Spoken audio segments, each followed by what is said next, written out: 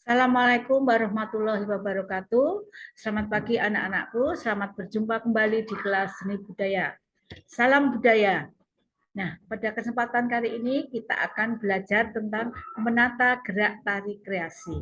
Apa tahu menata gerak tari kreasi? Yaitu kita akan belajar tentang KI dan KD-nya. Kalau KD-nya kita akan belajar tentang merancang manajemen pergelaran tari.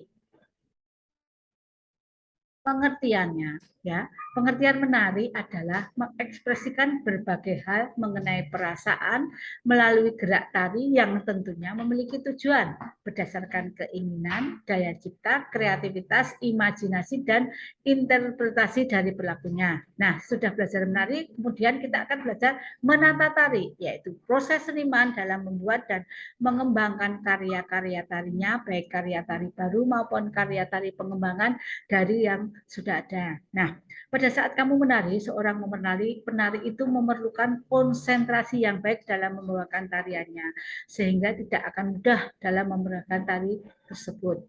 Akan tetapi, jika seorang penari itu dalam memerankan gerak tarinya sesuai urutannya, penari tersebut melakukan gerak spontanitas, disebut juga dengan gerak improvisasi.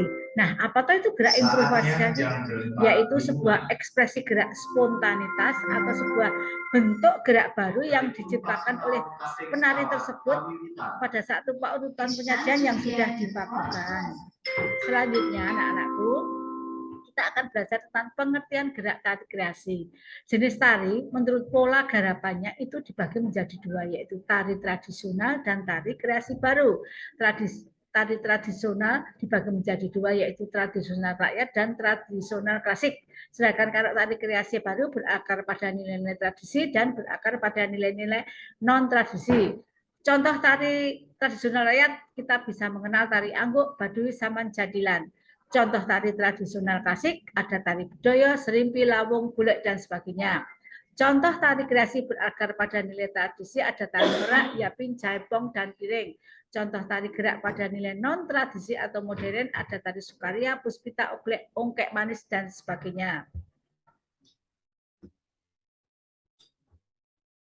Sekarang kita akan belajar tentang pengelompokan jenis gerak tari. Jenis gerak tari itu dibedakan menjadi dua, yaitu ada gerak murni dan ada gerak maknawi.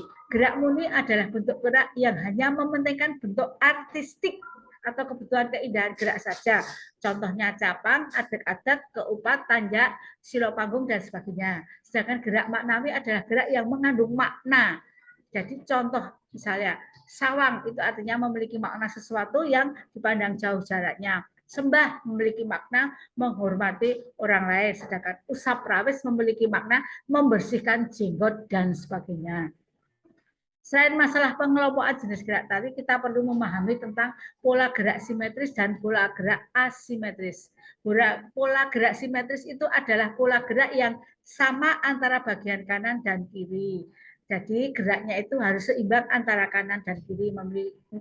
Sifatnya dia itu kokoh tenang. Akan tapi bila terlalu kita sering banyak gunakan terasa sangat membosankan.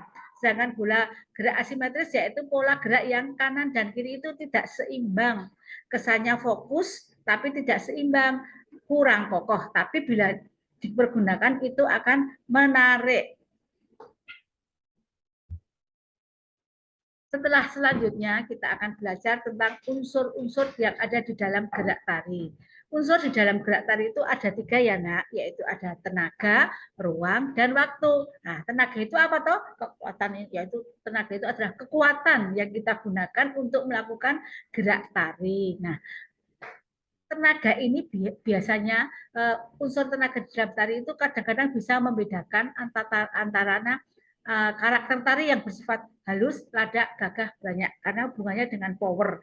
Lalu unsur ruang. Nah, unsur ruang di dalam tari itu dibedakan menjadi dua, nggih. Jadi ruang sebagai tempat pentas tari, misalnya kamu di joglo, berarti itu ruang pentasnya di situ. Atau ruang yang diciptakan oleh penari, yaitu ruang gerak yang kamu ciptakan pada saat kamu menari. Nah, misalnya kamu membuat gerak terbang berarti geraknya besar. Kalau hanya ukel di tempat berarti itu geraknya kecil.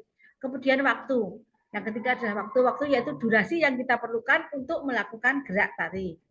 Selanjutnya anak-anakku, kita akan mengelompokkan gerak tari berdasarkan struktur penyajiannya. Nah, di sini kita bagi menjadi dua, ada gerak pokok dan ada gerak peralihan.